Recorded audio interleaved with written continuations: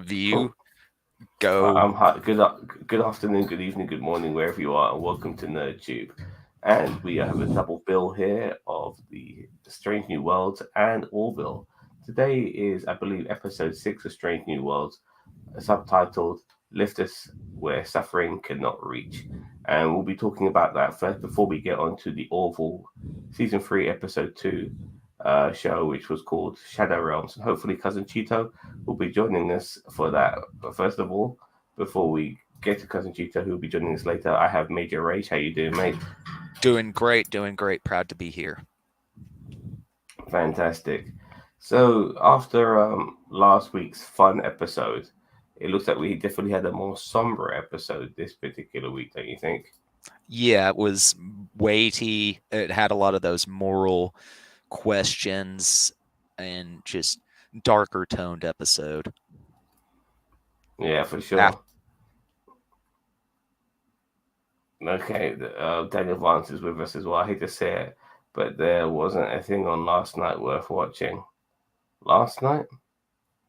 Well, we had Ms. Marvel and Obi-Wan yesterday. Surely that was worth watching.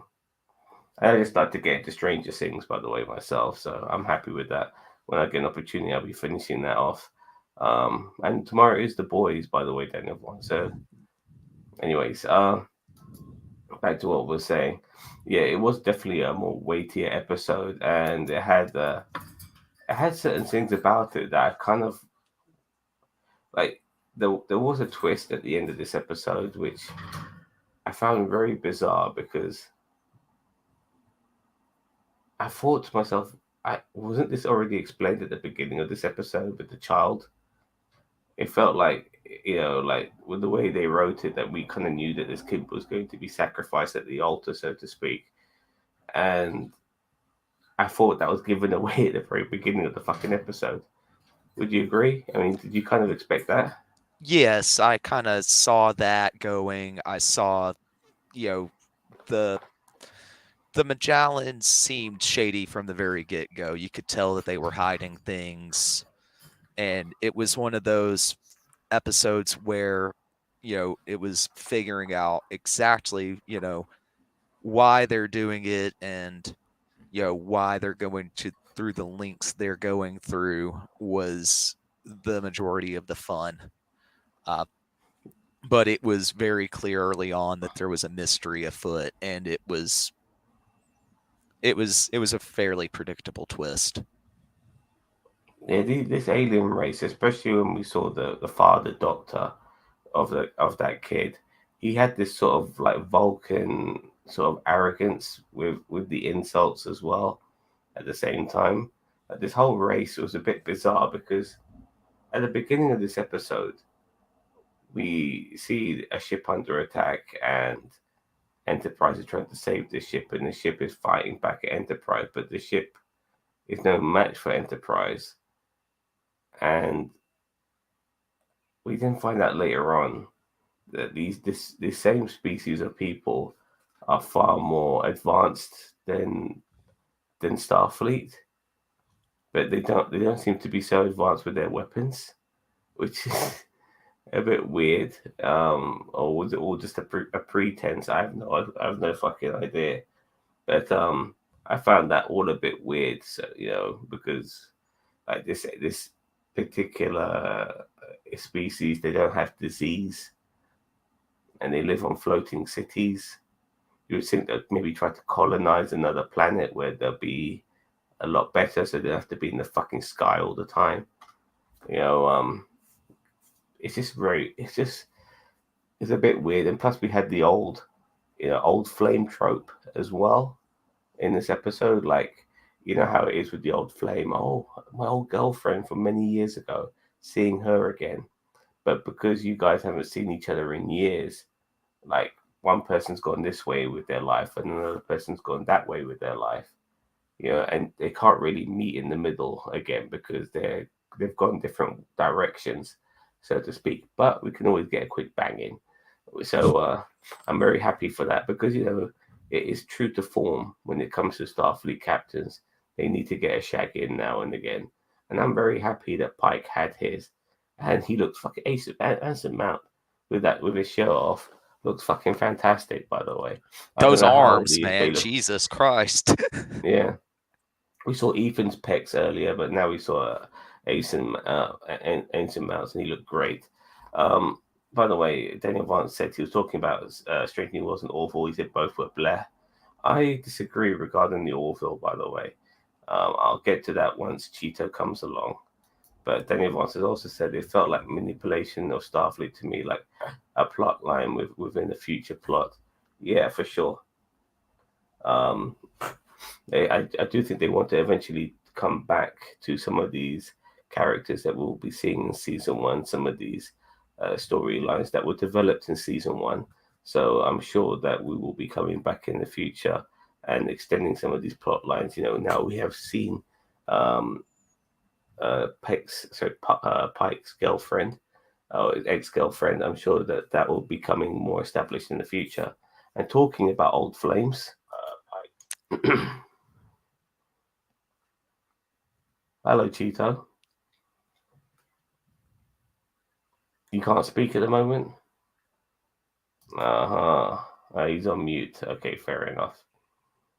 But yeah, so some of it was a little bit tropey. I thought some of the writing wasn't necessarily too good because I felt it was the whole point was given away at the very beginning of the episode.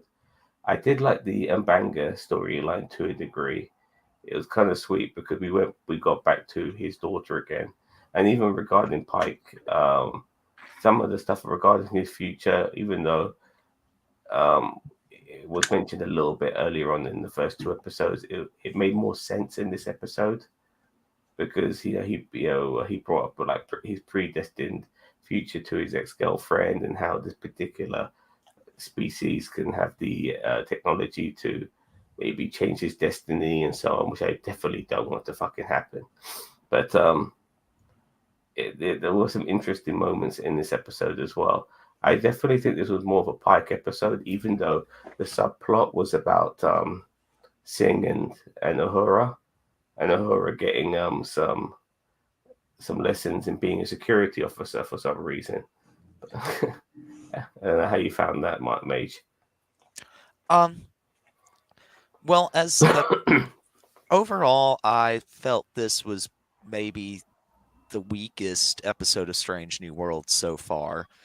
Uh, it goes by kind of a classic Trek formula. There's a lot of things reminiscent of TOS in this episode, an advanced race with advanced technology, but there's a mystery about them. Uh, like you said, the captain getting some fun shore leave, as it were. Uh, a lot of classic stuff thrown in here. The plot line with the doctor advancing on his efforts to try to treat and eventually cure his daughter. I felt that was a good touch. Um, I'm liking that plot line. Um, but a good episode of TV, and I mean a good Star Trek episode, but just not at the same level as what we've seen out of Strange New Worlds in the first 5 episodes. You said it was like a TOS episode. I actually felt this was like a TNG episode, in my There, opinion. there were a lot that sort of moral, you know, an ethical discussions sort of thing. That is a very TNG element, for sure. But Hello, Bandito, my favorite Dane. How you doing? He's Danish, by the way. ah, Denmark is a country in Europe. It's part of Scandinavia. Anyway, just for any of our American viewers out there, Cheeto. So, what did you think of this episode? I mean, I really like this episode. I thought it was. I mean, it was very predictable. I mean, as soon as I knew that there were people trying to save the kid, I knew the kid was going to be a sacrifice of some kind. I mean, that was a given. So I mean, it was very predictable and very tropey, but I kind of enjoyed the ride. Anson Mount, Mountain People is a great little addition to the episode. I thought the chemistry between her and him was really good, and I really, in the beginning of the episode, I thought Singh and Uhura was going to be annoying, but honestly, they kind of grew on me as a pair. So, yeah, I mean, I thought it was a solid episode of Strange New Worlds. I know that Mitch said it's the weakest, but I mean, and I agree. I wouldn't say it's the strongest episode of Strange New Worlds, but I definitely don't feel like it's anything bad. No, No, no, it's not necessarily bad, but I do agree with Mage. It's definitely not the best, but not the. I'm not saying it's bad, but it's definitely not the best. Well, when you say it's the weakest episode, you infer that it's the worst episode so far. Like that's that. I wouldn't say, but I don't want to say it's bad. It's just not the best. You know, to say it's worst means it's like giving it. Like for me, I just felt like I'm not sure if you thought the same thing. Did you feel that they already gave away the fact that this boy was going to get sacrificed at the beginning of this episode? I felt I like felt they. with it. I felt like they didn't give it away just because we kind of, as viewers nowadays, we've already figured this stuff out. I mean, in the 60s, 70s, and 80s, this would have been figured out, or this wouldn't have been figured out, and it would have been a shocker at the end. I thought the fact that he became, which skipping to the end, sorry, but that they hooked him up to a computer. I thought that was interesting because I'm like, what? Like what? That was different. Besides, rather just sacrificing him, you know. No, but he's still being sacrificed to a degree. However, you Yeah. want to look at it, whether he have his throat slit or he's been given to he's turned into a human battery. But the point is that did you not feel that they kind of mentioned that at the beginning of the episode? I don't think they mentioned it, but as I said, really it was very predictable. Like as I said, it was very predictable, but I thought the way that it was executed was way better than some of the other medias have done stuff like that. Yeah, fair enough. No, this is a great episode of TV. This just, the first 6 episodes or first 5 episodes set a really high bar, I feel like. I did like how when they came into this episode, the father of the kid, he's been asked by Pike, when they go to to the sick bay, they go to him, "Are you the father of the son of this boy?" And he goes, "Only biologically." Like, well, that was in the transporter room, but yeah, I mean it was in the transporter room, yeah. That's what I mean. Before he went but he wanted to take his son to sick bay because they had that fight, with that alien race, which happens to be advanced in every possible way except for weapons, because it wasn't able to cause any damage to the Enterprise whatsoever, unless it was just supposed to be a show, which I think might have been the case. I don't know. I think that those ships were not like their ships, like the technologically advanced race. They're like the rebel ships, which are not advanced at all. Like they're probably just bought off the market. They're not the same. Like they're not. Okay. It's not like the military from that planet, like a splinter of that military from the planet. So you can see where my problems are with this episode, because this race is supposed to be technologically advanced, yet somehow they're not able to have spaceships that are able to fend off people with weaker weapons than Enterprise. But these guys were from the planet, the L-class planet that was a couple light years away, that was an offshoot of that planet. So obviously they didn't have access to that that superior technology. They only used what they got their hands on, which is not as advanced. Okay. That's my. I mean, I don't think they said that, but that's my reasoning behind it. Like it was this offshoot of rebels. Rebel scum. They forsook all the technological advancements because they deemed the sacrifice too great, is kind of what I inferred, and kind of forsook all that. Plus, she said they left centuries ago, so. Yeah. So if they didn't have that technology, like the supercomputer to help them with all that technology, then they probably did develop a lot slower. Okay. It was cool. What did you think of this alien race, Cheeto? Like this advanced race that can have everything, can do everything better than us. I always find it funny when you have advanced races that have some kind of like ancient ritual, like of whatever. And I mean, they do explain that away in the end when they say, You know, we don't know why the founders or whatever the first ones or founders or whatever they called them, you know, when they built the device, we don't know why it had to have a child's brain, you know, to, you know, neural pathways, but that's just what it is. And they even said, she's like, I've tried to find alternatives, you know, like there's no way to be alternatives, and they're not willing to forsake that technological advancement, you know. So I just find it kind of, so either you're advanced enough to realize that that is wrong, or you're not. And sometimes it is very hand-fisted plot device for them to have this super advanced technological race that still does this. But then again, I look at modern society and we're willing, you know, and even the lady makes a good point. She's like, how many, even though the Federation, you don't have wealthy people that are looking on poverty, like at least not supposedly in this era, but like they basically, they were speaking to the viewer at that point, not, you know, Pike, basically saying that you are, you know, how do you look away when you see poverty and everything like that. And so I mean, that's kind of the message of the episode. Mike, do you think there wasn't enough emphasis put on this like this planet, this utopia, so to speak? You know, because I felt they weren't really focusing on that too much when this planet was supposed to be like a paradise with floating islands and shit, and we never really saw much of that paradise. I mean, it looked quite pretty, but we never really got into too much depth on it, if you know what I mean. Yeah, we didn't see a whole lot of it. We didn't get a whole lot of a feel for their society. I mean, they seem very traditionalistic, and you know, the ceremony ended up being a big to do and big celebration. But no, we didn't really get to have a feel for them. There were so many other things going on in the episode, like, doing the love plot between the captain and Alora, the Pike or the Uhura and Lon training, that plot, and you had the doctor trying to get the treatment for his daughter.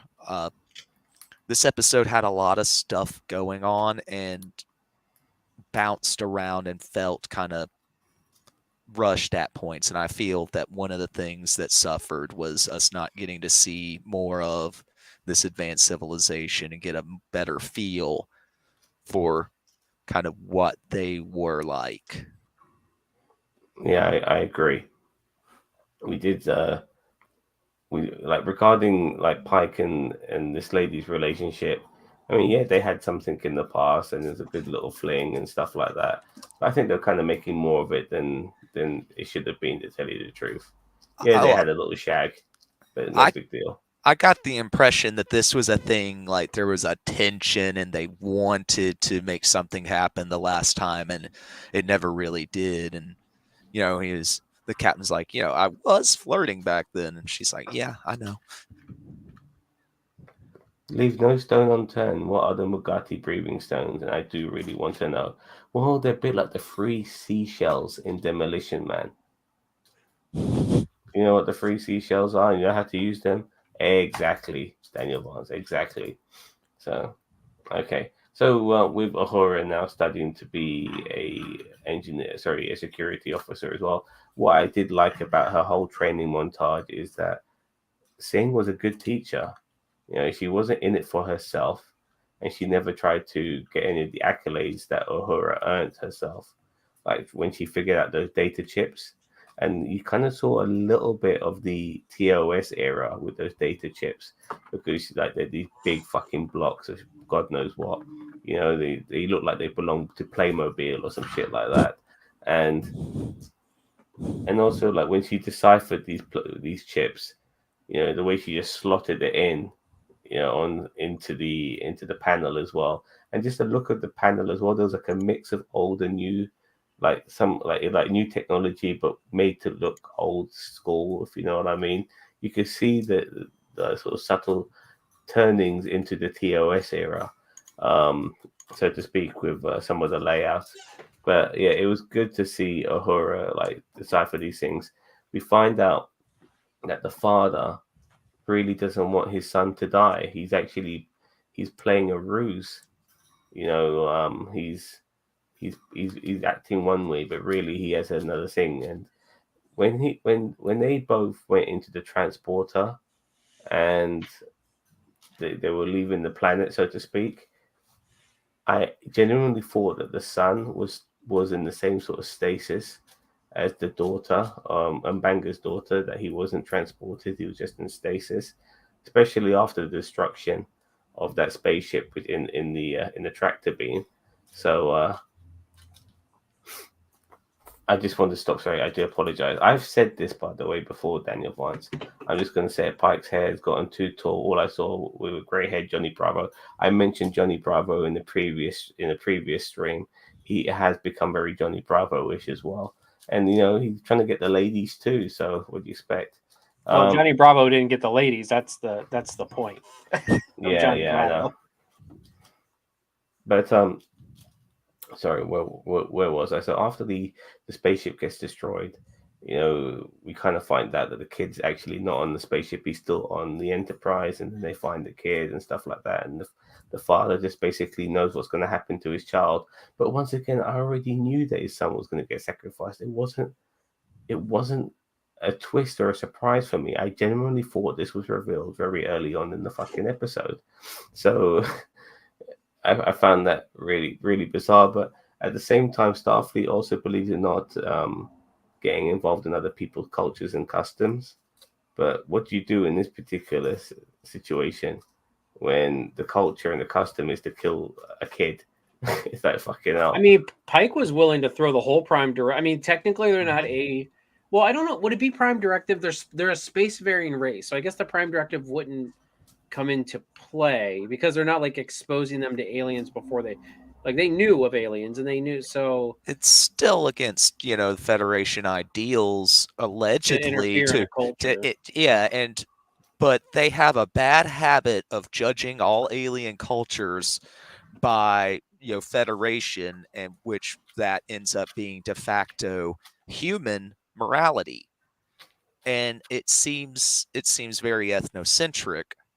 I'm not saying that what the Magellans did was right, but I mean it's obviously horrible and wrong, but they're supposed to be this very tolerant, the Federation's supposed to be very accepting and tolerant, but the characters still end up judging things by human moral standards and cultural norms. I would not even think of it as human, but many different alien races would have followed those standards as well, not just the humans, regarding not sacrificing your kids. Did I missed if they said how often do they have to do this? Is it once a year, or is it once in a lifetime, or is it once every decade? Did they say how often? The remains, those desiccated remains, still looked like a child. So, but they weren't very clear about it. But okay, so I didn't miss it. Like I thought I might have missed it. Not getting hooked in might halt their development, though. But it seemed like a big deal that didn't happen very often. So I would think, maybe a short lifetime. Yeah. Like anywhere between maybe a couple years to 5 years or something. I don't. Did you ever see that episode of South Park where Britney Spears had to be sacrificed? No, I don't watch South Park though. It kind of reminded me of that episode of South Park where everybody was in on it. Like some of the boys, like the South Park boys, they were trying to stop Britney Spears from being killed. But everyone was in on this, still part of this cult. They did a great Shirley Jackson's The Lottery thing with that South Park episode. But I think that might have been part of what tipped it off for us. They said that the first servant was chosen by lottery. Good things happen to chosen ones that are born the chosen one. If you're chosen via lottery, nothing good's ever coming from it. Yeah, but with that South Park episode, I can't remember if it was a lottery or not, but it was like a fake. If it was a lottery, then it was a fake lottery because there was always going to be Britney Spears. And once her sacrifice was done, they was already preparing for the next girl, and the next girl was Miley Cyrus. It was a so great funny. take on what American and other consumers do and how they tear apart these pop stars for sure. But the Yeah, whole they town build them being up in to on it bring them was down.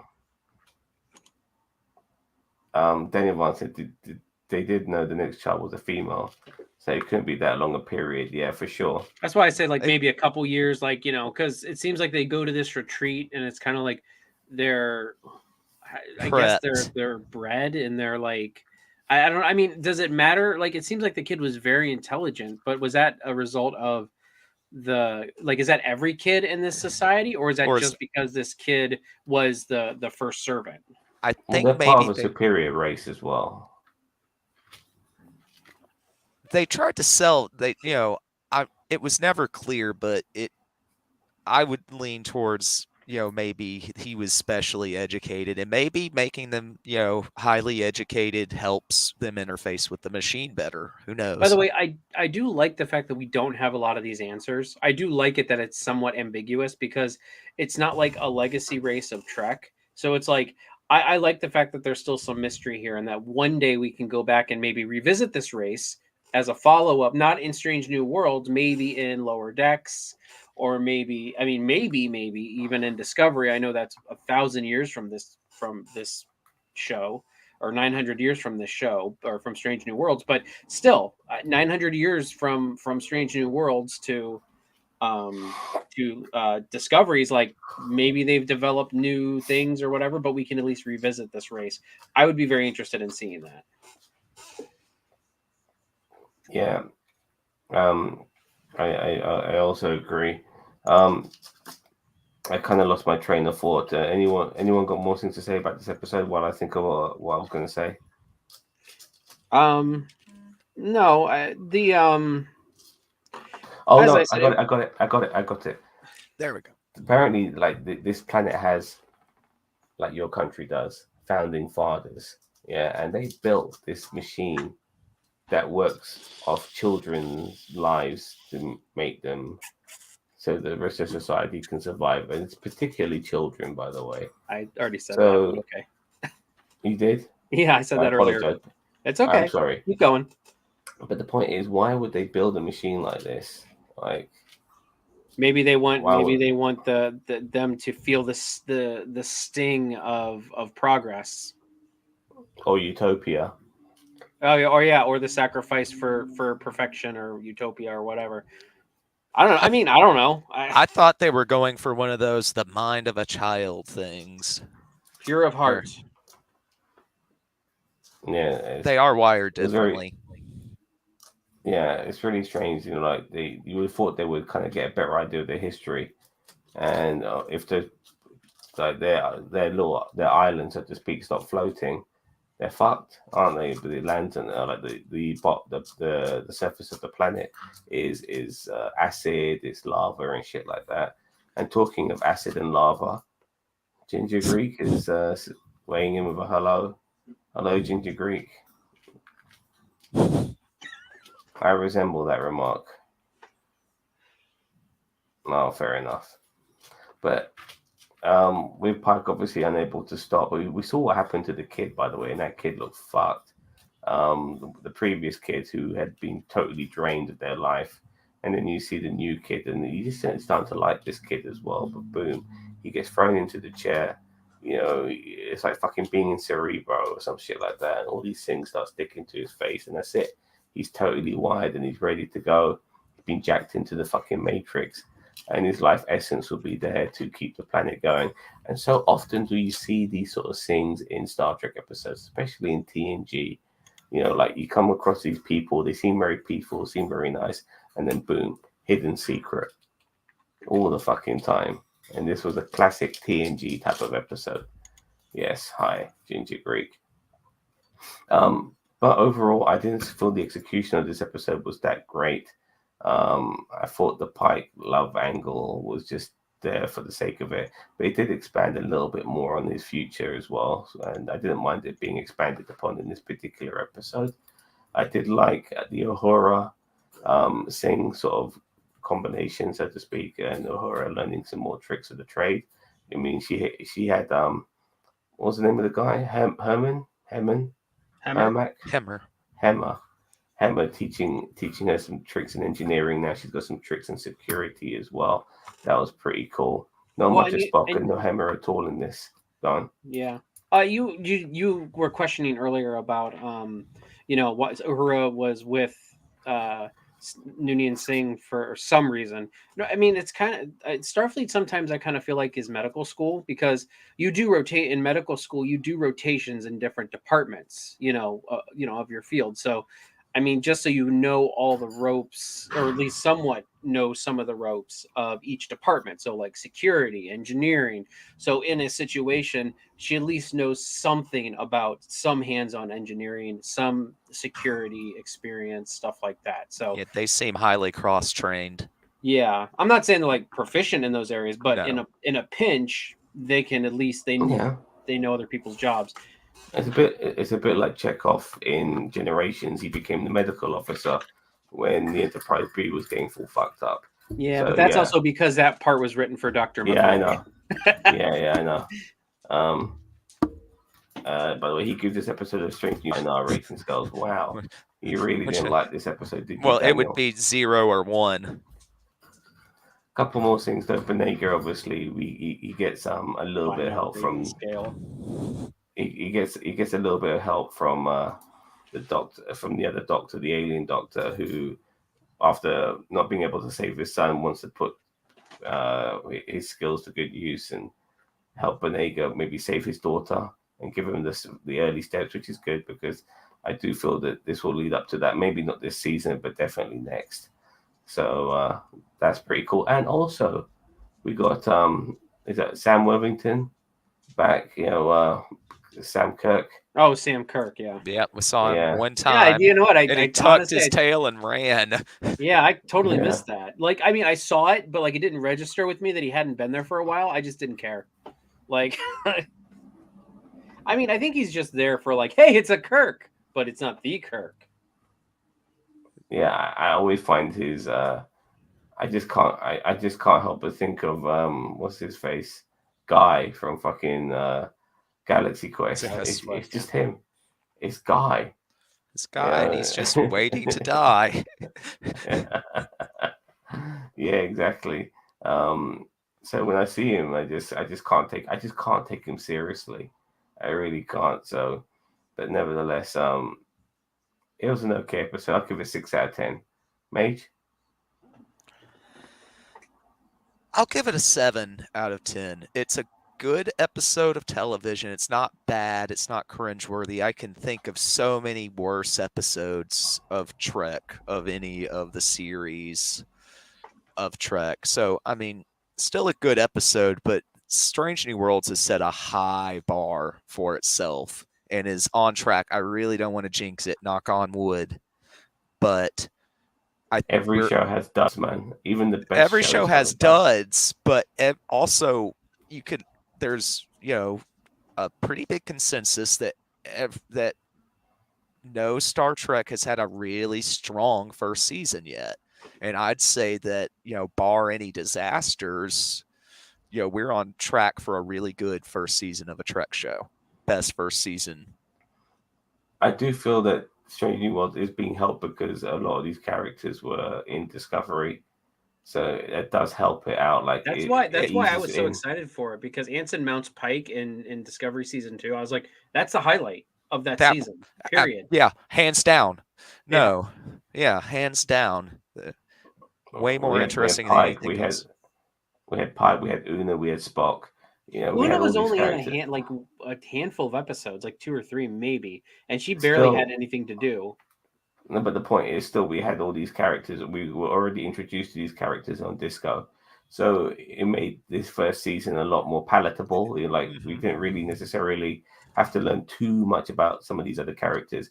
And with Spock and Uhura being obviously part of the original series as well, we kind of knew where they were going with them to a degree. So it was an easier settling in period. They got to have essentially a season-long pilot in getting us used to Anson Mounts Pike and setting up that he has foreknowledge of his fate, which that's playing into the main plot arc of season 1 of Strange New Worlds. So they had the advantage of a long pilot. So I mean, this is they technically a spin-off of all the Star Trek shows. There's never been a spin-off. I mean, yes, there's like the DS9 never really came. Like you never saw anything from TNG that made like that became DS9, so to speak. Like you see where I'm coming Except from? for Worf and Miles. yeah. No, yeah, no, I know, but And like I'm just trying to no, but what I'm trying to say is there was no major set. I mean, like we're talking about a whole space station. There's already fucking an Enterprise in Discovery. They had a ship and everything. Like we're talking about a whole new premises, And yes, Miles O'Brien was pretty much a fucking unknown character anyway. And he Worf, had plot arcs in the later seasons of TNG. He had a wife and he had a kid, and Worf birthed his daughter. yeah, I totally disagree with you on this. all right, all right, all right. Maybe with Miles O'Brien to a degree, but Worf was kind of shoehorned in into DS9 later on, so to speak. And then with Voyager as well, like there was nothing in TNG and DS9 that was in Voyager until a lot later. Besides Until DS9 in episode 1 of Voyager. yeah, which was obviously to get it going. I mean, to give it that ease. And well, look, I'm just trying to say that Do you understand what a spin-off is? I know. I'm just trying to say that. I'm just trying to say that this felt more of a spin-off, a proper spin-off with characters already established in Disco, like had major prominent roles in Disco, and they only were there for a little while before they went off to do their own thing, and so we kind of knew that what their own thing was going to be was a show, which we ended up getting, if you know what I mean. I'll give you that. I'll give you that if they had more time with these characters prior to moving into their own series, yes. But technically, TNG, Deep Space Nine, Voyager, Enterprise, they're all spin-offs of the original series, technically. So, but I agree with you, yes, that we had more time with Pike and Spock and some of Una before, and even the Enterprise in season 2. Mm-hmm. Spinning off into Strange New World. So yeah, you and are right. Colorful in that. uniforms Okay, you're and right all in of that. that. So, but yeah, nevertheless, it's been a good ride so far. I am enjoying. I do feel that going. I know we're going to be talking about Orville in a minute, but I feel like Orville and Strange New Worlds are kind of swap places a little bit. Like I feel like Orville is way more like Star Trek, and I feel like Strange New Worlds is a bit more like Orville, and since they're trying to go for the humor and stuff like that as well, which I've been noticing in Strange New Worlds recently, with the laid back Captain Pike and stuff like that. So as well, but another thing is what kind of bugs me with these Star Trek shows is how so many things in alien worlds are very much like the sort of shit we see on our planet. Like we saw that the bedroom Pike was shagging in. She had a fucking mirror and candles and lamps and stuff like that. These are so human characteristics: a bed with pillows and stuff like that. Why do these aliens all live in fucking similar sort of like landscapes as human beings? Like I just find that so weird. They live at the Hilton. I don't know. I mean, the Hilton of space. Fair enough. Daniel wants to give me a Nurse Chapel spin-off. I could watch that with the sound muted and still give it a great rating. Yes, likewise. I like Nurse Chapel, and I even like her attitude and everything like that. Everyone's like, oh, we want her to be more like what's Roddenberry's wife? Why can't I remember her name? Major Barrett. Major Barrett. Why can't it be like Major? I'm like, because back in the 60s, women were muted. Like women were muted. They weren't allowed to do things. I'm like, I like the fact that they're giving Nurse Chapel a much broader personality than just, hi, I'm the nurse here. And I'm glad they're giving Una more to do than just, I'm at the console. I mean, that's all they were back in the 60s. Uhuru was the only one who got something to do besides be eye candy. By the way, I want her to shag Spock. Another thing, by the way, going back to this episode, like remember when Pike's Wait, girlfriend, who? Chapel or Uhura? yeah, Chapel. I want her Oh, to I thought you were shag talking about Spock. Uhura. I'm like, No, I don't want her to shag Spock. that's too Kelvin. Yeah. I want her to shag fucking Kirk's brother even. Anyway, Oh my god, I didn't know I wanted that until you said that. I do. I want Uhura to fuck Sam Kirk, and then I want that awkward scene with Kirk and Uhura. yeah. But you know, earlier in the middle of this episode, when Pike and his girlfriend were checking out all these guards and they're all like on one knee and they're showing off their coins and stuff like that, and then apparently one of these guys have got their coin tarnished, and then we find out this guy's a spy or an infiltrator, and one of the first thing he does, he disintegrates this one guy. One of the other guards just turns him into fucking dust, and then we're chasing him through the fucking gardens and shit like that. And nobody shoots him. No. Nobody shoots him. But eventually, Pike tells him to stand down and has his gun on death or whatever. And that woman, after seeing one of her guards already being disintegrated, stands in between Pike and him. You're like, what the fuck? Like, why are you doing that? This guy is deadly, of course. But she stood in between them. Like, what? That was so fucking stupid. I thought for a minute that they were doing a whole she was in on it and she fell on him with the blade on purpose and actually killed him, because I mean she even pressed it down some afterwards and twisted that knife a little bit. I thought they were going someplace with that, and then it never went anywhere. So it just, you're right, like why would she get in the way in between a killer and the guy that she's let be here to protect her? I actually thought, because like I said, the story was so poorly told, in my opinion, I actually thought that she was with the father and trying to stop the boy from being killed. And she was I could have seen that. I that crossed my mind. I thought that was the case, because especially when Pike was being suspicious of her. Well, why are you being suspicious of her if she wants everything to go on along as normal? I just found that weird. So, like I said, I really thought this episode was poorly done in those particular aspects. So, anyway, we've all given our ratings, have we? I have not. Okay. What's your rating? I'd give it a 7. I thought it was a solid episode. As I said, it was a bit predictable, but I still think that it was really good. I enjoyed the foreplay between the one lady and Pike, and as I said, there were a lot of elements of this episode that I really enjoyed. I enjoyed the interaction between the kid and Spock. I would have loved to see more of that. Yeah, that kid was really great. Good. Yeah, he's a good child actor. Yeah, he definitely was. How many episodes have we got left? Because we're already 6 episodes in. 3, right? Really? 6, yeah, 7, 8, 9, 10, or 4. 10, I'm sorry, 4. So we're over halfway through because there's only 10 episodes last time I checked.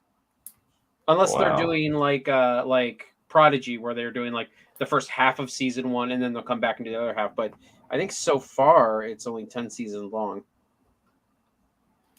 The kid looked like a young Daniel Logan, as far as Daniel Vance is concerned. A young Boba Fett. By the way, Daniel Logan's already got a son, and he had him on a Star Wars convention, and he looks just like him. He just looks like how Daniel Logan looked in Attack of the Clones. It's kind of remarkable. But yeah, talking about people looking like their dads, if you saw O'Shea Jackson Jr., my God, does he look like Ice Cube? But then again, they are father and son. So, okay, so yeah, that was this particular episode. Nothing too spectacular as far as we're concerned. Only a few episodes left. But the one thing I find really weird, considering this is quite episodic, they do this like previously on Star Trek. And I don't really feel like we need it too much. I don't know how you guys feel.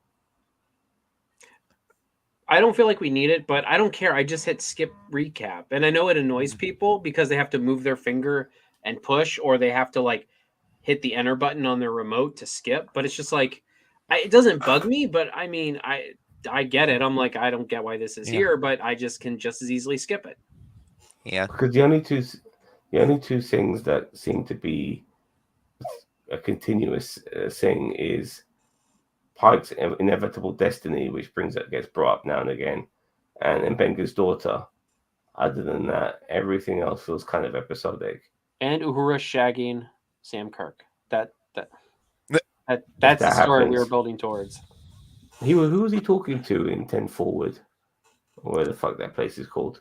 He I he don't was remember. talking to it was Sam Kirk and Uhura talking, and he Oh goes, yeah, and then okay. Mimi and "Tell Singh were- Lon to ease off of you," and she goes, "You can tell her yourself." He's like, "No, I don't like conflict," and runs away with his tail tucked between his legs. and And the like I funny wouldn't thing want to is, get on double her axe bad handle side conflict. either. but this show's been really good without the addition of Sam Kirk, so to speak. You know, we've enjoyed it without him, and I'm not looking forward to James T coming in next season. We just don't need these characters. You No. know, this is the wrong sort of fan service. Um, I would like to see maybe like Chekhov in lower decks in the lower decks of the Enterprise. That would be better fan service than fucking having Kirk show up. yeah. So I And I don't thought this was mind. Pike's show. Well, I don't mind Kirk showing up because he's obviously got to be a lower, but I don't want him to be on the Enterprise. If he's in an episode and he's like a lieutenant commander or something like that on, whatever ship. What ship was he on before Enterprise? I don't remember. He was on I don't remember. But, like if he's on that ship and they just cross paths with that ship. Here's another thing that I'm kind of missing from this show that was in TOS a lot. They did a lot of like ship like there were a lot of episodes that had other ships in them. Now granted they were all other Constitution classes, but we still had a lot of like them rescuing a Federation ship or them coming upon an abandoned or derelict Federation ship and they have to solve the mystery. Like I kind of want that. Like it doesn't have to be a Constitution class, but you could throw like a Kelvin class in there or something like that and just have some some derelict Kelvin class and they're trying to figure out why the crew disappeared or died or transformed into amphibians or whatever. I mean, I kind of missed that. I've kind of been waiting for that episode where they come across that, and I'm like, that's the one thing that this series is missing is having to assist other Federation ships. And I know the fan base will complain about that because like, oh, it's Strange New Worlds, not Strange New Ships or Strange Old Ships. But I don't care what the fan base says. All fan bases for me, are toxic and suck. So. in TOS, I noticed that different members of Starfleet had different insignias.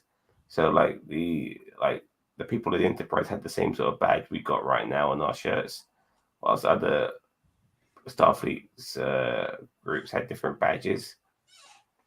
Did you notice? Do you remember that in TOS? Not really. I'm not a TOS aficionado. Yeah, fair same enough. here.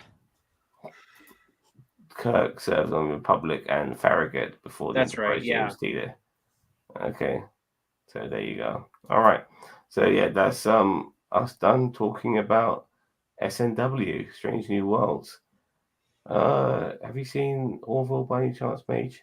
I haven't had a chance to get caught up on that. Like I said, I've never even finished the first season, so I'm gonna have to jump Oh off. my goodness! I You know need I'm to get missing on some. that, man. I'll You get need to on get it. on that. Hopefully by next week. Yeah. But Your mission, Okay, if mate. you choose to accept it. Yeah, binge the bum. fuck out of it. You and your missus over the weekend. I'll try to get her into it. I think she'll like it actually. I mean, it's We'll do worth that. it. As I said, the first season has some ups and downs. Second season catches, in my opinion, catches its stride. And third season so far, first two episodes are pretty solid. So I would say definitely it's worth a watch. Well, we're finishing Deep Space Nine tomorrow, so we'll have need for a show. So we'll switch to that. Have a great chat, guys. Thanks for having me on. Yeah, no problem. Later. See you later. Okay, so we're on to Shadow Realms, Season 3, Episode 2 of Orville. Now, I have to say, fantastic. Like, absolutely fantastic, this episode. And what I'm loving about Orville at the moment is that it's so TNG. I can't, it just makes me happy that it's on our screens. It's honestly for me the best Star Trek around for a while now, and it happens not to be Star Trek either, which is the crazy thing.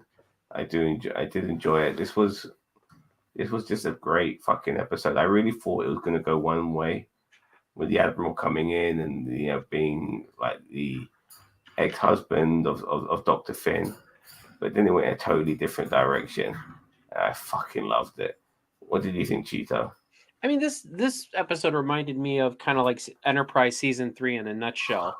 Like, they're heading out into this unknown space. There's this expanse. They're going to explore. So I mean, this felt very Enterprise season 3 to me, kind of like Enterprise season 3 in a nutshell, which is fine. I mean, I guess they're now exploring the other side of Krill's space. Is this permanent? Like, is this where they're staying? They're staying permanently on that side, and so they don't have any. I don't know about permanent, but they're basically trying to find ways to deal with the Kalon. Yeah. Do apologize for yawning all the time. I try to do it to my Young Justice reviews all the time. I don't know why. Okay. Well, you stay up very late to do it. That's why, because you work very hard on those reviews. So fair dues. Well, we see the sort of relationship between there were moments of humor in this, like the relationship between the Krill and the Union. Like, they're having, like, they're trying to celebrate this sort of like this joint venture, so to speak, and this alliance. But the Krill are like saying, at the moment we destroy the Kalon, the alliance will be over, and they're really happy about that. It's like shit. It was just very, very amusing in that sense. And obviously, the Doctor and what's the name? Is it Kelly? The Doctor and Kelly, basically. And you know what I also like about season 3 already? Like, Ed Mercer's not trying to get in Kelly's pants anymore. Like, I think they're done with that now. Well, I'm glad about that too. I'm not. I mean, and it's Grayson, Commander Grayson. I'm really not. I wasn't feeling that in the first season. I thought it, and I think even some of the second season, or were they together in the second season? See, it's been so long, I can't remember. The thing with the second season is that it was near the end of it. It was just about them going on that date when they ended up getting married, because he is his ex-wife. Kelly is his ex-wife, and which really wouldn't fly in like any type of military or even organization. Like, I mean, yeah, but but I think like they're just being friends now and stuff like that. So I'm very much happy with that. But they don't need it. We don't need any of that love triangle or like will they won't they bullshit. Just keep it professional. It's just much more better like that. Did you know that the guy who plays Malloy. Lieutenant Malloy is her husband? He's a husband. Yeah, I'm that. Like, really? I'm like, good for him. Like, good for him. Yeah, I mean, look, I can't say anything, but I'm just like, when I imagine her husband, I'm like, okay, that's he probably makes her laugh and tickles her butthole, but I mean, whatever. The actor who plays Malloy was on TNG. The actor who plays Malloy was on TNG. Yeah, he played a kid on TNG. He was a kid at the time. But yeah, I did know that particular. I knew that they were married. I did not know that he was on TNG. Yeah. So in this episode, the Orville are basically allowed in Krill space. They still have a lot of restrictions on them, but they've been told not to go into this one part of Krill space, which is apparently haunted and it's dangerous and shit like that. And when they go into that part of space, there's no stars. But then, boom, they come across like sort of like an alien version of Event Horizon. Like some empty fucking. You seen Event Horizon? Yeah. Yeah, it's a bit like The Shining in space. But yeah, they find the ship, and this is the thing that bugged me about this episode. You're going to have an away team with this admiral, the captain, first officer, Sure, yeah. the chief engineer, the chief security, and the chief medical officer. Oh yeah, this is an episode of TOS on steroids. Like that, like that's what they did in TOS. They took the chief medical officer, the chief science officer, the captain, and like every red shirt they could find.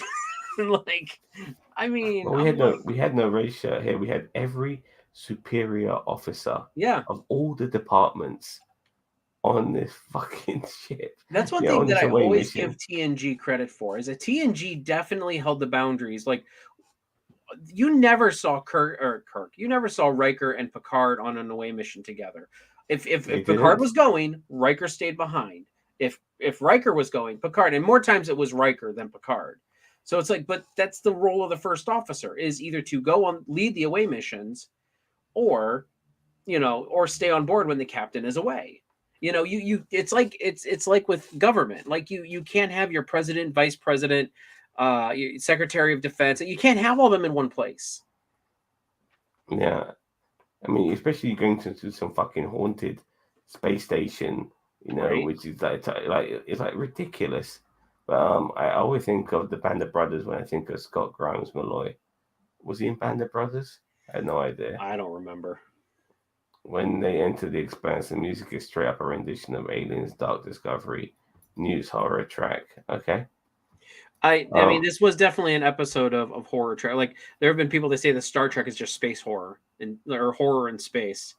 I mean, this episode really did lean into that obviously of sure. Orville, but this particular admiral, he comes on the scene and he's straight up got the hots for the doctor. You know what? This doctor, man, she's got a lot of people loving on her, mate. You know what I mean? If it's not the fucking blob, it's Isaac, and now it's this fucking this admiral who's like straight up wants to like a trip down memory lane. He's kind of acting quite horny, really. He thinks he wants maybe a relationship, but honestly, I know how men are. He probably just wants he just probably wants a shag. And nevertheless, like the doctor's not giving anything up. And then obviously they go to the expanse and they do this mission because of it being kind of a unique situation. This admiral's with them. And when they go into that ship, I mean, they're not wearing, it's crazy. They're going to go into a ship and they're not wearing any sort of hazmat fucking suits or anything like that. Yeah, just because it's a breathable atmosphere does not mean that there are particulates that will harm you. Yeah, like you don't know what the fuck's going on, but we're not going to fucking, keep ourselves, away from getting hurt or damaged. But then boom, he gets sprayed. He gets sprayed by this bud. And they take him back and stuff like that. They don't keep him in quarantine or anything like that. That's what would fucking happen. Do they have? Oh, they need to have an episode like on Enterprise where they spread the decontaminant jelly all over each other. Oh yes. Worst part of Enterprise. I'm sorry. Like I like Enterprise. That was the worst part. The stupid decontaminant room. Well, anything to sex up their female characters. I mean, now and again they love it. I think they want to be progressive. They want to be progressive, but at the same time, boom, they can't help themselves sometimes. We'll make them wear the fucking tightest outfits, I mean, all that sort of shit. Well, that's what I'm saying. Like, I think Star Trek has learned from their mistakes, and I mean, they're not leaning into that anymore. Like you can tell in Discovery, Strange New Worlds, like they're not. None of them are wearing like the cat suits or anything like that. So obviously, Star Trek has learned their lesson. No, but it took them a while though. Oh yeah, it did. It took them way too long. It took them. It took them. Look, TOS no, TNG no, DS9. Well, not too bad on DS9, but I say Kira was the only one who was in like a cat suit type thing. But then again, all of the Bajoran officers were in those type of like leotard outfits, and honestly, they put Jadzia in the actual uniform where which I thought was Voyager definitely didn't learn once they got fucking Jerry Ryan abroad. And neither did Enterprise. oh yeah, T'Pol was Yoshi and T'Pol, like they sexed them up whenever they could. Yeah, well, T'Pol all the time. Yoshi not so much, but when they could, you're right, they did. And you realize how fucking hot she was when they did. I mean, so yeah, so Anyway, so I do Back on apologize for track. getting a bit back on track. So this fucking thing that sprayed this admiral, he's fucking him up. He's trying to grow eyeballs and shit like that. And initially he's in a lot of pain, but then he's no longer in pain, but he knows he's transforming. I And know then, it's almost like he broke the transwarp barrier. and because he's an admiral as well, he's got like superpowers, like super clearance, so to speak. And he's able to, like, once he starts to transform, he's able to like just take over the ship. And then it straight up becomes like a horror movie, you know. And it's funny at first because you think he's killing people, but he's not. He's transforming them. Like when Dr. Finn's kids, Marcus and Ty, excuse me, when they're walking around the Orville, and that one red shirt fucking crew member sees him, I'm thinking to myself instantly, "You're fucked, mate. You're absolutely, Oh yeah. you're absolutely like I don't know you." You know, and we're in some horror movie episode of Star Trek, sorry, of Orville, and I don't know who you are. You're dead. You know, not in this case. He's actually transformed. Like the Admiral Spider-Man, whoever he turns into, he turns into this creature with many. He's basically like a Spider-Man, isn't he? You know, but he spits this fucking liquid on this crew member and he turns him into a Spider-Man. But the thing is, what I liked about this episode the most was the conclusion of it, because you remember the first episode of Lower Deck season 1. You remember, like, everyone turns into zombies, And then they just change everybody back. Well, the doctor just basically is able to put like a cure in the ventilators and change everybody back. Remember that? Mm-hmm. I thought they were going to do that in Orville. I thought, yeah, the doctor's going to find the cure. She's then going to put the cure into the ventilators, and it's going to change everybody back. But she couldn't find the cure. There was no cure to find. She could find a way to kill them, but then you see the humaneness of Mercer and that sort of Star Trek vibe, where like they don't want to necessarily kill these creatures, even though these creatures are dangerous. They want to just stop them. I found it kind of funny though that the doctor leaned into that too. Like you figure this feels more like Seth MacFarlane was like, I want to look like the righteous one here, where I'm the one who says we can't do. Now I like, because everybody else was against him, everybody was for killing them except for him.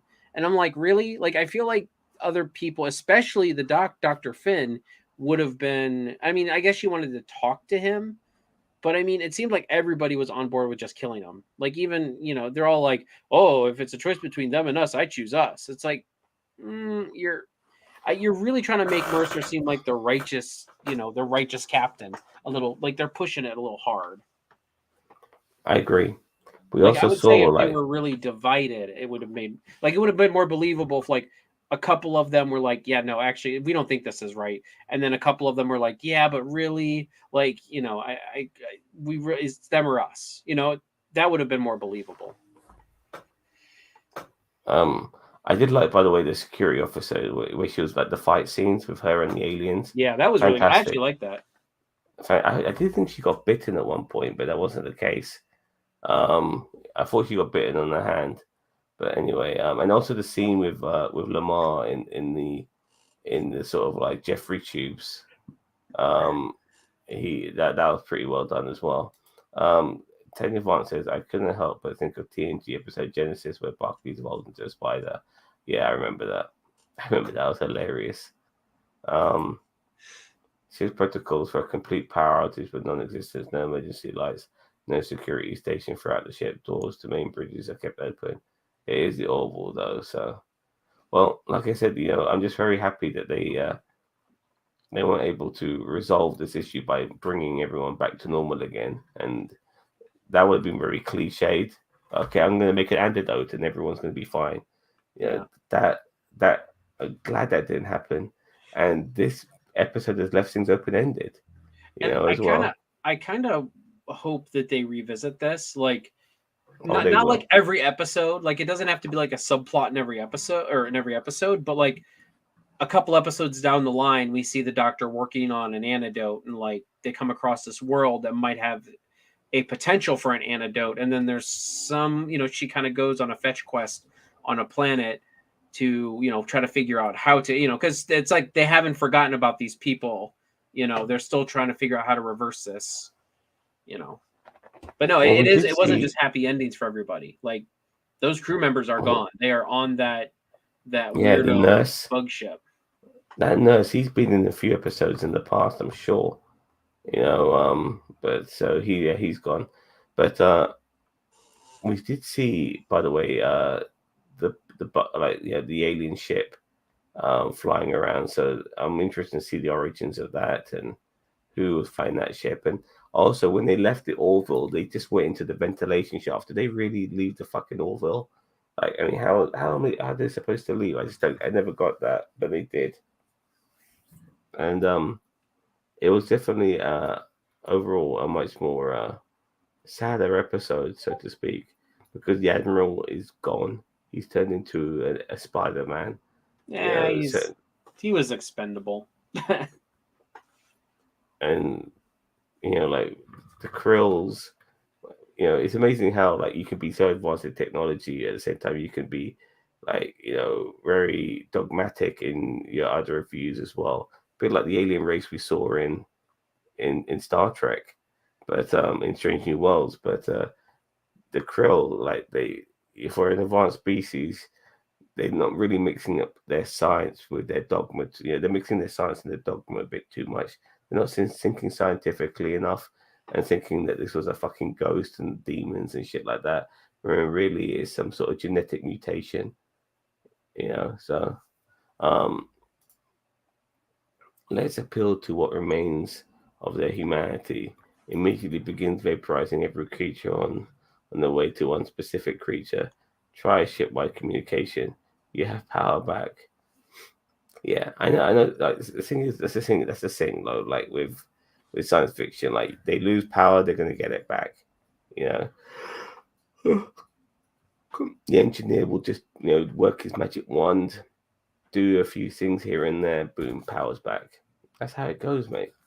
So they didn't vaporize them, did they? I mean, they stunned them. Yeah, I was about to say, I thought they stunned them. They didn't vaporize them. So, I mean, maybe they were just trying to hold him off until they found what's his face. And I mean, I do agree it's kind of tropey. Let's appeal to his humanity.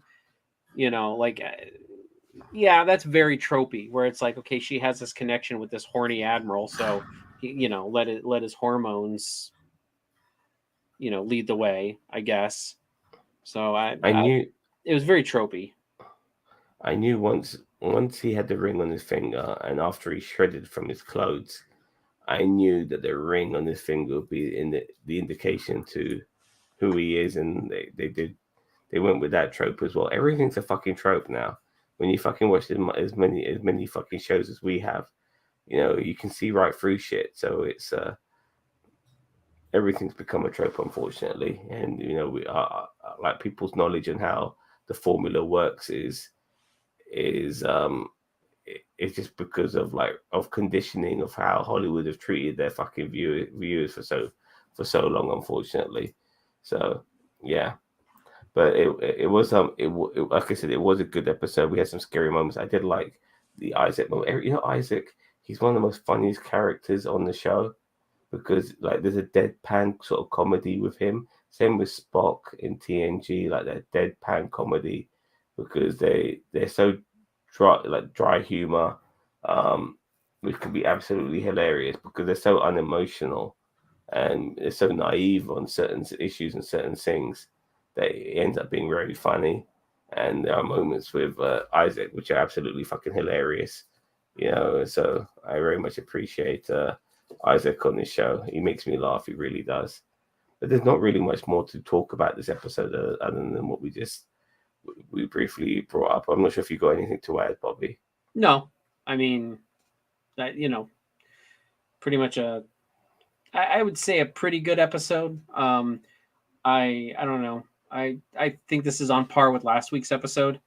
But no real subplots in this, is there?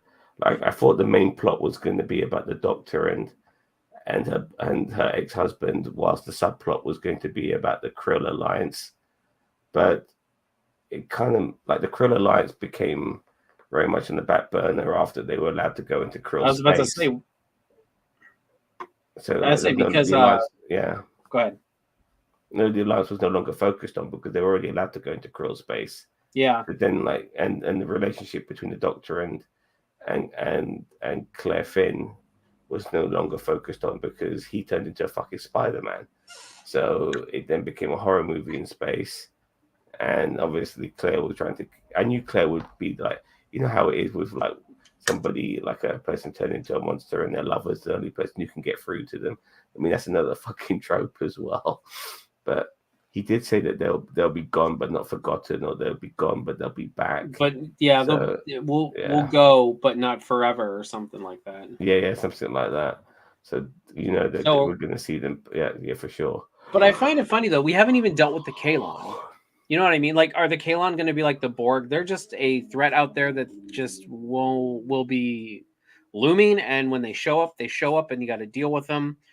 You know, like, and then this is kind of going to be the same thing. Like, I mean, I'm not saying they have to deal with the Kalon, like destroy them before they can deal with another, major race, but I mean, the Kalon do feel a lot like the Borg, not like stylistically, but just like thematically, they feel like the Borg.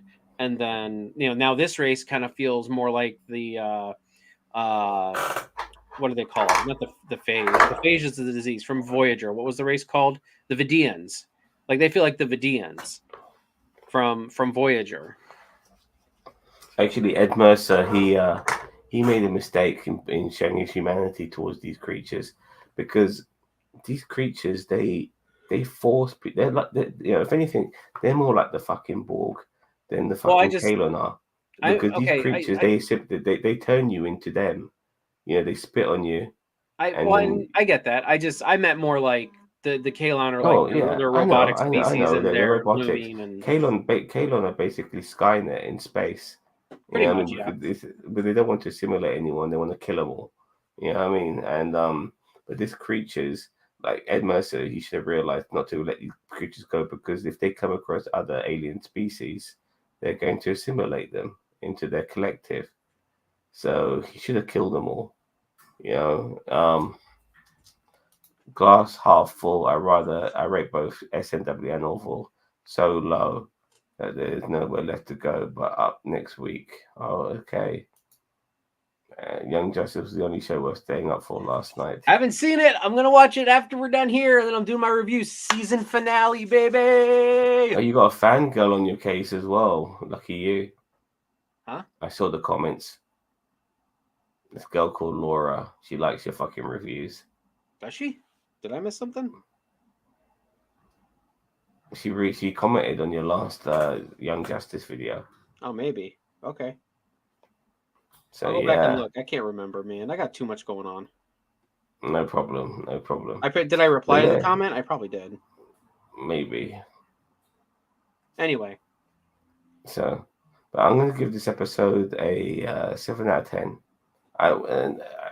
Because it was a bit tropey, and I've been here and done it before, but what kept it to this particular rating was the fact that it didn't resolve the issue. It kind of they accepted the fate of its characters, and they weren't going to turn back to humans again, and they let them go, which was probably the wrong thing. But still, at least we have a new menace, so to speak, for the Orville to deal with in the future. So I do remember this comment now. Sorry, my bad. No problem at all. Yeah. So, all right. So, what about yourself? I give it 7. So, 7's a good solid number for it. I mean, as I said, it wasn't terrible. I enjoyed it. It went in a different direction. As I said, I was expecting the same thing you were about the antidote in environmental systems, and then everybody turns back. So it's actually nice. But I kind of wasn't surprised when none of the main cast turned into those monsters, because when they were going to turn, what's her face? The security chick. What's her name? Gosh, I can never remember. I forgot her name. Hold on, I'll Yeah, find it. she's strong as fuck, man. Yeah. Alara. When they did not turn Alara into one of them, I kind of had it in the back of my mind that this was going to be permanent because, normally if they turn a main cast member into one of these, yeah. then they're all getting turned back. And this one, it was back there because none of the main cast had been turned into. But I'm still surprised they didn't. I mean, remember when Geordie got turned into that creature and he actually had eyes? Mm-hmm. Yeah, so. But yeah, I thought Lamar might have been changed when he was in the Jeffrey tubes. Yeah, well, that's what I'm saying. Like, I mean, they kind of psyched us out with all that, thinking that they were going to change, but then we would know that they'd be changed. I mean, if they were ballsy, then they would change. They would change them and then keep them out for a couple episodes until they find a cure, and then go back for them in another episode. Like that What's would be. What's the name of that Klingon-looking guy? Bortus. Oh, Bortus, yeah. Yeah, Bortus.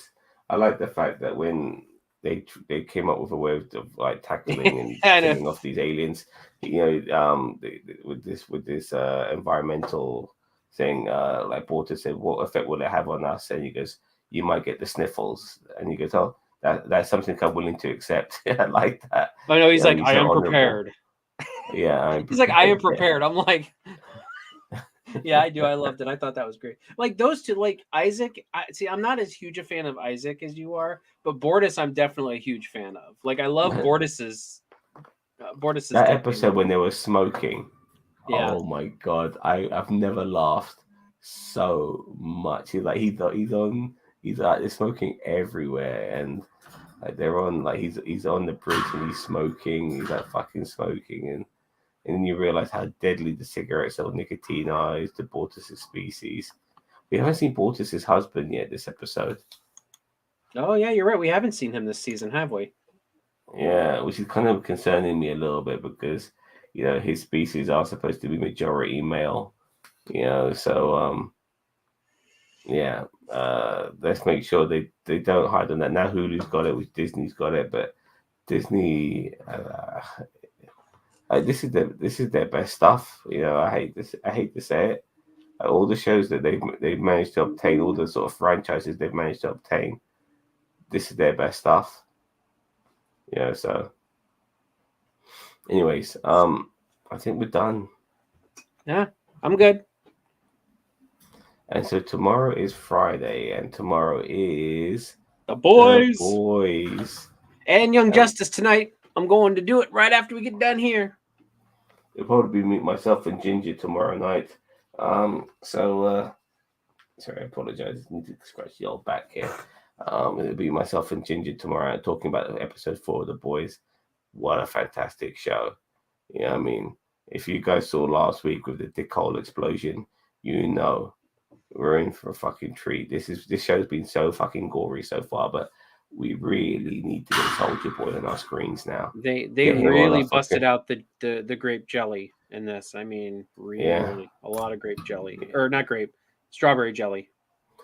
I just want to quickly say to you, I know you like calling this the Dark Justice League or whatever, but I really think that is, no pun intended, an injustice, because these are not like coherent guys. Capitalist Justice League? Well, they're corrupt, or you look at A-Train, like all he gives a fuck about is like being popular. He doesn't give a shit about anything. He doesn't give a shit about he only pretends to be he is African American, but in the sense that he only gives a shit about he only pretends to give a fuck about his roots because it'll keep him relevant. He doesn't give a fuck about anything. Obviously, Homeland is psychotic and stuff like that. But all of these guys, all of these soups, they're all just there to make money. They're so corrupt. It's about the image and stuff like that. They don't give a shit about people. You look at the Deep as well. Like all he cares about is getting back into the 7. And he did that after a couple of seasons. So it's a lot different. Like to Evil Justice League. Like there's not even really a team. I mean, like these are actors with superpowers. That's what they are, you know, like they're No, they're celebrities with reality superpowers. stars with superpowers. Yeah, exactly. So it's just so different. But yeah, so but nevertheless, I love it. I love it. It's original material, so it's very hard to know where this shit's going. As I said, the issues that I have with it are not like creative wise. Like it's a well done show. It's well written. They just do some things that I'm just like, I can't fucking do this. Like I can't do it. Like the Oh, animal I love it. cruelty, whether it's CGI or not, I just can't do it. There's always one episode next season, or if you Zam, if you see any animal cruelty, you need, like, even if it's CGI, I don't care. You need to let me know. You say, don't watch this part of this episode. You'll thank me later. And I will I absolutely don't, skip it. I don't know. Like, I found the look as bad as it was. I found the dolphin flying at the car in season 1 absolutely hilarious. I See, found them. I found them like ramming into the whale. See, I found it can't absolutely do that. hilarious. I hate it. And you know, and the octopus as well. Like it was a terrible scene, but you could tell it was CGI. It was I absolutely hilarious. know. And these are all practical effects and stuff like that. You know, what I mean, it's just you know, I love animals too, man. I got a fucking big fat juicy bird right here in it. I know I'm disturbing your food, but I need you on camera. Big fat juicy bird right here. So like, yeah, It's like, fuck you, Dad, taking me away from my food. yeah, yeah. I'm always giving her food. You know, all she wants to do is eat. But yeah, all right, I'm gonna go now. Need to go to bed. It's already 1 o'clock in the morning. Anything more to add, Cheetah? No, we're good. All right, then to everyone out there in YouTube land, don't forget to like, share, subscribe to NerdTube with the greatest YouTube channel you never heard of. Take care. Bye bye, and we'll see you tomorrow for the boys. Bye bye.